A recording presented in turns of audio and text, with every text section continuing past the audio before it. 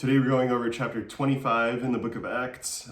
This chapter is important because it gives us the progression that Paul takes in his various hearings and trials as he travels to Rome, his end goal being Rome and eventually Spain.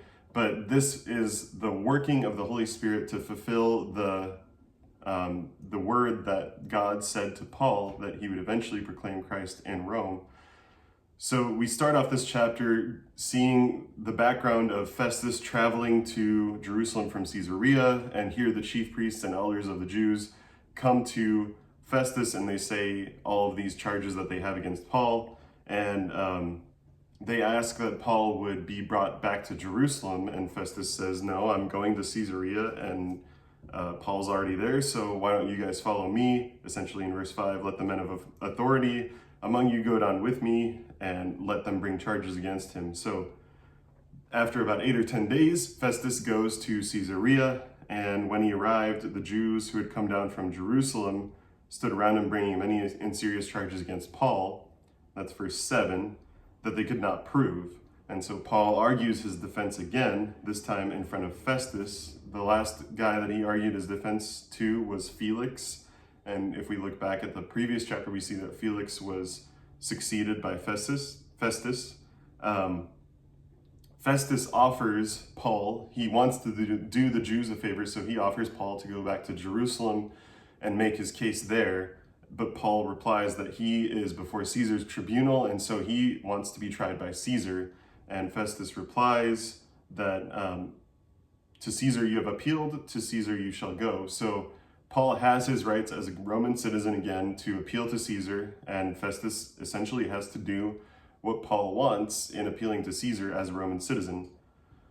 And in the last part of this chapter, in the second half, we see that there are two people introduced, King Agrippa and his wife Bernice, and they come and they greet Festus in Caesarea, and Festus is basically venting to King Agrippa about this prisoner that was left by Felix. We see that in verse 14.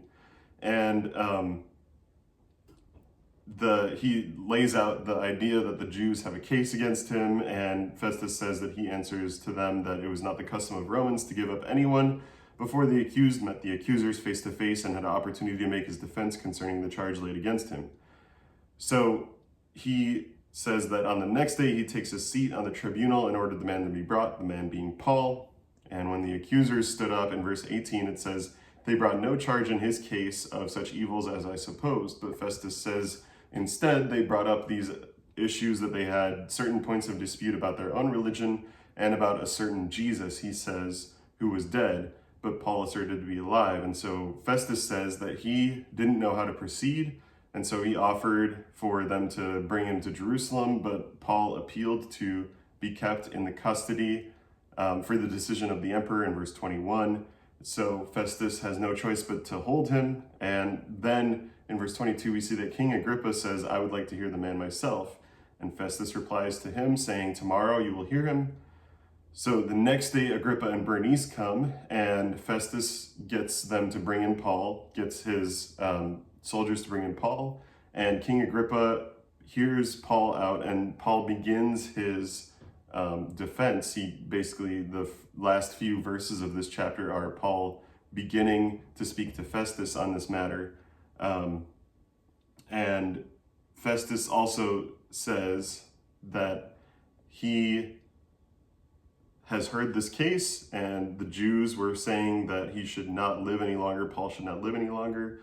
But Festus says that he found nothing of Paul deserving death, and so since he has nothing definitive to write to the emperor about him, he has brought Paul and their case to King Agrippa. So it's kind of going up the chain of command.